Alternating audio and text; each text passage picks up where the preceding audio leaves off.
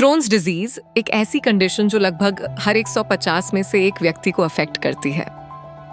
Crohn's disease inflammatory bowel disease का एक form है जो डाइजेस्टिव ट्रैक्ट में कहीं भी क्रॉनिक इन्फ्लेमेशन पैदा करता है, सबसे ज्यादा स्मॉल इंटेस्टाइन और कोलोन में। ये एक लॉन्ग टर्म कंडीशन है जिसमें फ्लेयर्स और रिमिशन आते जाते रहते हैं। ये एक ओवर एक्टिव इम्यून रिस्पॉन्स की वजह से होता है, सिर्फ डाइट की वजह से नहीं होता। क्रोन्स रोग हर व्यक्ति में अलग तरह से दिखता है, लेकिन कुछ लक्षण खास तौर पर आम हैं। पेट दर्द, मरोड़ के साथ, अक्सर पेट के निचले दाएं हिस्से में, जो खाने के बाद और बढ़ सकता है। दस्त, भड़कने के दौरान बार बार, कभी कभी बेकाबू पतले मल के साथ। थकान, सूजन और पोषक तत्वों की कमी से जुड़ी लगातार बनी रहने वाली थकावट। वजन घटना, बिना कोशिश के कम भूख लगने या पोषक तत्वों के ठीक से न पचने की वजह से। क्रोन्स रोग एक जैसा नहीं होता, ये कई अलग रूप लेता है, इस बात पर निर्भर करते हुए कि ये शरीर के किस हिस्से पर असर डालता है। इलियोकोलाइटिस सबसे आम रूप, जो छोटी आंत के आखिरी हिस्से और बड़ी आंत को प्रभावित करता है। इलियाइटिस सूजन जो सिर्फ छोटी आंत के उस हिस्से तक सीमित रहती है जिसे इलियम कहा जाता है। गैस्ट्रोडियोडेनल क्रोन्स जो पेट और छोटी आंत के शुरुआती हिस्से को प्रभावित करता है। जेजुनोइलियाइटिस छोटी आंत के ऊपरी आधे हिस्से में जगह जगह सूजन। पेरिनल बीमारी गुदा के आसपास के हिस्से को प्रभावित करती है, कभी कभी फिस्टुला या फोड़े के साथ। रिसर्चर्स ने क्रोन्स डिजीज को कई एंगल से देखा है और एविडेंस यही बताता है। 417 स्टडीज में से 98% मानते हैं कि जेनेटिक्स और फैमिली हिस्ट्री का रोल है। यह लिंक 162 पब्लिक आर्टिकल्स में एक्सप्लोर किया गया है। 161 स्टडीज में से हर एक स्टडी मानती है कि इम्यून सिस्टम डिसरेगुलेशन इन्वॉल्व्ड है। यह टॉपिक 37 पब्लिक आर्टिकल्स में कवर किया गया है। 369 स्टडीज में से सभी मानते हैं कि गट माइक्रोबायोम में इम्बैलेंस कंट्रीब्यूट करता है। इस बारे में 63 पब्लिक आर्टिकल्स में डिस्कस किया गया है।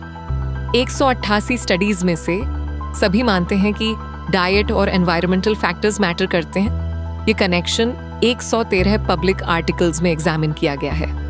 177 स्टडीज में से 99% मानते हैं कि स्मोकिंग एक कंट्रीब्यूटिंग फैक्टर है। ये फाइंडिंग 67 पब्लिक आर्टिकल्स में रेफरेंस किया गया है। सबको मिलाकर ये एक साफ स्टोरी बताती है। Crohn's disease genes, immunity, gut bacteria और एनवायरनमेंट के मिले जुले असर से होता है, ना कि आपकी किसी गलती से। क्रोन्स रोग की जांच के लिए कोई एक अकेली जांच नहीं है। डॉक्टर कुछ मुख्य तरीकों का इस्तेमाल करके पूरी तस्वीर तैयार करते हैं। कोलोनोस्कोपी, बड़ी आंत और इलियम की सीधी नजर से जांच, साथ में tissue biopsy, imaging agent scan, सूजन, संकुचन या फिस्टुला जांचने के लिए MRI या CT स्कैन, खून और मल की जांच, कैल्प्रोटेक्टिन और CRP जैसे सूजन के संकेतकों को जांचने के लिए। एंडोस्कोपी, जब लक्षण बताएं कि पाचन तंत्र का ऊपरी हिस्सा भी शामिल है, तब उसकी जांच। जब बात क्रोन्स डिजीज को मैनेज करने की आती है तो हर अप्रोच के लिए एविडेंस कुछ इस तरह स्टैक होता है। 211 टोटल स्टडीज में से 56 स्ट्रॉन्ग स्टडीज के साथ corticosteroids fast acting anti inflammatory drugs के रूप में सामने आती हैं, जैसे बुडेसोनाइड या प्रेडनिसोन, जो आमतौर पर फ्लेयर को कंट्रोल में लाने के लिए पहले यूज की जाती है। 906 टोटल स्टडीज में से 199 स्ट्रॉन्ग स्टडीज के साथ anti TNF biologics antibody injections के रूप में सामने आती हैं, जैसे इन्फ्लिक्सीमैब और अदालिमुमाब, जो एक की इन्फ्लेमेशन सिग्नल को ब्लॉक करते हैं और अक्सर पहली बायोलॉजिक के तौर पर ट्राई की जाती है। 616 टोटल स्टडीज में से 171 स्ट्रॉन्ग स्टडीज के साथ गट सिलेक्टिव बायोलॉजिक्स नई एंटीबॉडी थेरेपीज के रूप में उभरती हैं, जैसे वेडोलिजुमाब और उस्टेकिनुमाब, जो गट इम्यून सिस्टम को ज्यादा प्रिसाइसली टारगेट करती हैं। 265 टोटल स्टडीज में से 56 स्ट्रॉन्ग स्टडीज के साथ इम्यूनोमोड्यूलेटर्स को स्टेरॉइड स्पैरिंग ड्रग्स के रूप में सपोर्ट मिलता है, जैसे अजाथियोप्राइन और मेथोट्रेक्सेट, जो इम्यून सिस्टम को लंबे समय तक शांत रखते हैं। 227 टोटल स्टडीज में से 34 स्ट्रॉन्ग स्टडीज के साथ सर्जरी को इंटेस्टाइन के डैमेज सेक्शन को रिमूव करने के तरीके के रूप में रिकॉग्नाइज किया जाता है। ये एक ऐसा स्टेप है जिसकी ज़रूरत ज़्यादातर पेशेंट्स को किसी ना किसी समय पड़ती है जब सिर्फ मेडिसिन काफ़ी नहीं होती। इनमें से हर ऑप्शन के पीछे एक ठोस एविडेंस बेस है और आगे का सही रास्ता वह है जो आप और आपकी केयर टीम मिलकर तय कर सकते हैं। हर वो चीज़ जिसे ध्यान मिल रहा हो, ज़रूरी नहीं कि उसके पीछे उतनी ही रिसर्च भी हो। मेडिकल मैरिजुआना 84 सार्वजनिक लेख इसके बारे में बात करते हैं, लेकिन अब तक इसे साबित करने वाली 0 मजबूत स्टडीज हैं। सबूत से ज्यादा सिर्फ चर्चा है। लोकप्रिय ध्यान हमेशा वैज्ञानिक सबूत से मेल नहीं खाता। भड़कना अचानक नहीं होता, कुछ चीजें इसे शुरू कर देती हैं। धूम्रपान, NSAIDs दवाएं, ज्यादा स्ट्रेस, संक्रमण, दवा लेना भूल जाना। ट्रिगर हर व्यक्ति में अलग होते हैं। अपने पैटर्न को नोट करते रहना सबसे ज्यादा मददगार होता है। इलाज के साथ साथ कुछ रोज की आदतें भी असर डाल सकती हैं कि क्रोन्स रोग कैसे आगे बढ़ता है। धूम्रपान छोड़ना क्रोन्स रोग के लिए सबसे असरदार जीवन शैली बदलाव है। ये सूजन कम करता है, भड़कने की संख्या घटाता है और लंबे समय के नतीजों को बेहतर बनाता है। 35 स्टडीज ने इसे देखा है। इनमें से 7 मजबूत हैं, जो इसे इस सूची की सबसे असरदार आदत बनाता है। नियमित एक्सरसाइज सही वजन बनाए रखने में मदद करता है, मूड को बेहतर करता है और इम्यून सिस्टम पर अपने असर के जरिए गट की सूजन को नियंत्रित करने में मददगार दिखता है। इस पर 113 पेपर्स में स्टडी हुई है। इनमें से 10 मजबूत हैं। संतुलित पोषक तत्वों से भरपूर खाना खाना पूरे शरीर के पोषण को सहारा देता है और भड़कने का खतरा कम कर सकता है। ये खास तौर पर जरूरी है क्योंकि क्रोन्स रोग पोषक तत्वों के पचने में रुकावट डाल सकता है। 69 स्टडीज ने इसे जांचा है। इनमें से 5 मजबूत हैं। सही वजन बनाए रखना बेहतर बीमारी के नतीजों से जुड़ा है, शायद इसलिए क्योंकि शरीर में अतिरिक्त चर्बी और सूजन बढ़ा सकती है। 64 स्टडीज इसका समर्थन करती हैं। इनमें से 6 मजबूत हैं। स्ट्रेस को संभालना आराम की तकनीकों, थेरेपी या बस अपनी जिंदगी की रफ्तार को संतुलित करके भड़कने की संख्या कम करने में मदद कर सकता है, क्योंकि स्ट्रेस के हार्मोन गट की सूजन को प्रभावित कर सकते हैं। नियमित जांच करवाते रहना आपकी देखभाल टीम को भड़कने और जटिलताओं को जल्दी पकड़ने में मदद करता है। अक्सर लक्षण गंभीर होने से पहले ही सरल, लगातार अपनाई जाने वाली आदतें डॉक्टर द्वारा बताए गए इलाज का विकल्प नहीं है। मुख्य आदतों के अलावा कुछ नए सहारे रिसर्च का ध्यान खींच रहे हैं, हालांकि सबूत अभी भी बन रहे हैं। प्रोबायोटिक्स गट के बैक्टीरिया के बेहतर संतुलन को सहारा देने में मदद कर सकते हैं, जो कुछ लोगों के लिए लक्षणों को हल्का कर सकता है। 40 स्टडीज ने इसे देखा है। इनमें से 12 मजबूत हैं। उम्मीद जगाने वाला, लेकिन अभी भी विकसित हो रहा है। विटामिन डी सही इम्यून नियंत्रण से जुड़ा है और क्रोन्स रोग वाले लोगों में इसकी कमी आम है। 25 स्टडीज ने इसे जांचा है। इनमें से 10 मजबूत हैं। कर्क्यूमिन, जो हल्दी में पाया जाने वाला तत्व है, इसकी सूजन कम करने की संभावना के लिए स्टडी किया गया है। अब तक 15 स्टडीज हैं। इनमें से 7 मजबूत हैं। मेडिटेरेनियन डाइट एक नया खानपान पैटर्न है जिसे सूजन कम करने की संभावना के लिए स्टडी किया जा रहा है। यह शुरुआती दौर का सबूत है। अब तक 7 स्टडीज हैं और 2 को मजबूत माना जाता है। नया, अभी पूरी तरह स्थापित न हुआ सबूत इलाज के साथ सहारे के तौर पर है, इसकी जगह लेने के लिए नहीं। आगे देखें तो कुछ नए ट्रीटमेंट्स अटेंशन पा रहे हैं जैसे जैसे वो रिसर्च में आगे बढ़ रहे हैं। रिसनकिजुमाब एक नया बायोलॉजिक जिसे इन्फ्लेमेशन को ज्यादा प्रिसाइसली टारगेट करने की उसकी एबिलिटी के लिए स्टडी किया जा रहा है। ओबेफाजिमोड एक इमर्जिंग ऑरल ऑप्शन जिसे क्रोन्स डिजीज मैनेज करने के नए तरीके के तौर पर एक्सप्लोर किया जा रहा है। दोनों अभी भी स्टडी हो रहे हैं, वॉच करने लायक हैं, लेकिन अभी स्टैंडर्ड ट्रीटमेंट नहीं है। क्रोन्स डिजीज के साथ बहुत सारी मिसअंडरस्टैंडिंग जुड़ी है।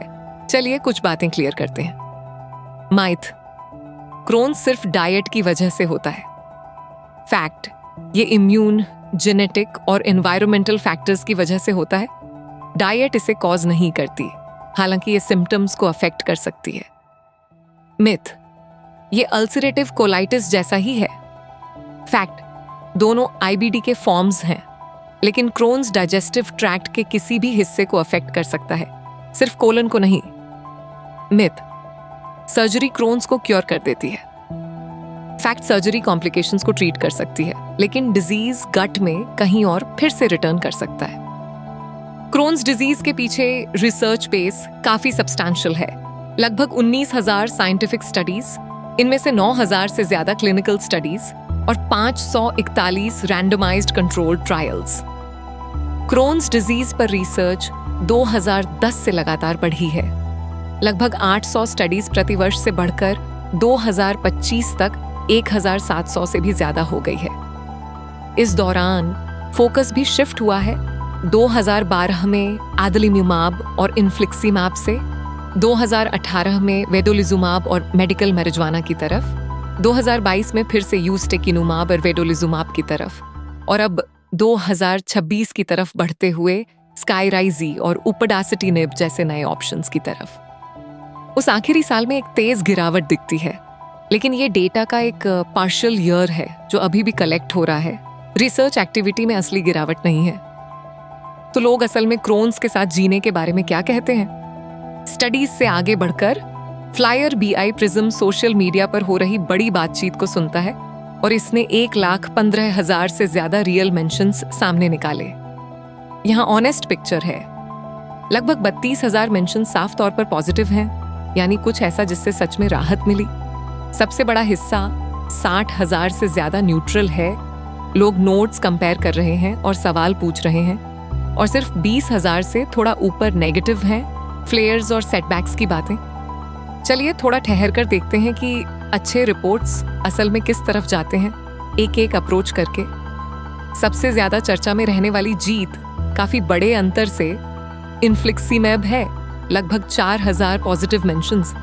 यह एंटी TNF बायोलॉजिक है, जिसे बहुत लोग बताते हैं कि सालों के फ्लेयर्स को आखिरकार शांत करने वाला पहला ट्रीटमेंट था। अदालिमुमाब उसके करीब है, 2800 से ज्यादा पॉजिटिव नोट्स के साथ। ये self injectable anti TNF option है, जिसके बारे में लोग कहते हैं कि इससे घर पर डोसिंग को कंट्रोल करने की आजादी मिली। कैनबिस और CBD ने लगभग 2,000 पॉजिटिव पोस्ट्स खींचे। लोग कहते हैं कि इससे पेन, नोजिया और एपेटाइट लॉस में राहत मिली, भले ही यह स्टैंडर्ड मेडिकल गाइडेंस से बाहर आता है। कॉर्टिकोस्टेरॉइड्स ने 1,500 से ज्यादा पॉजिटिव मेंशंस जमा किए। यह वह फास्ट रेस्क्यू है जो एक बुरे फ्लेयर को वापस कंट्रोल में लाता है।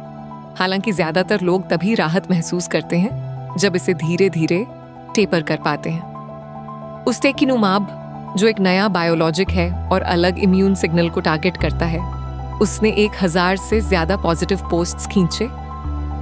अक्सर उन लोगों से जिनके लिए पहला एंटी TNF ड्रग काम करना बंद कर चुका था।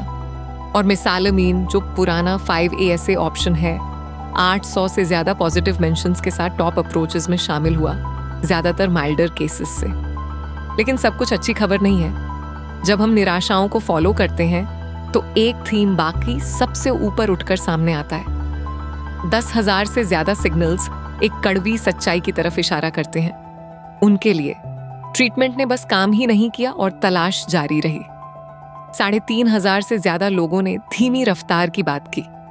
महीनों का इंतजार जब तक कोई ट्रीटमेंट असर दिखाए, और इस दौरान धैर्य कमजोर पड़ता गया। 1,700 से ज्यादा ने साइड इफेक्ट्स को फ्लैग किया, नोजिया, फटीग और इन्फेक्शन का खतरा, जो अक्सर बायोलॉजिक्स और स्टेरॉइड से जुड़ा होता है।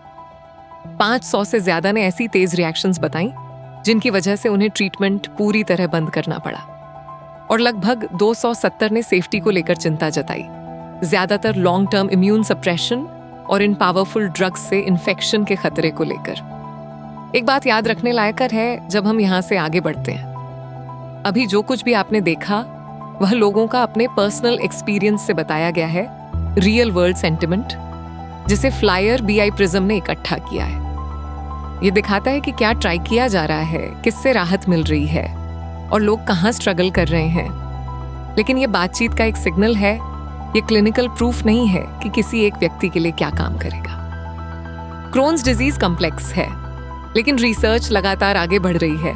हर साल बेहतर ट्रीटमेंट्स और क्लियरर अंडरस्टैंडिंग लेकर आ रही है। हमेशा अपने डॉक्टर से बात करें कि आपके लिए क्या सही है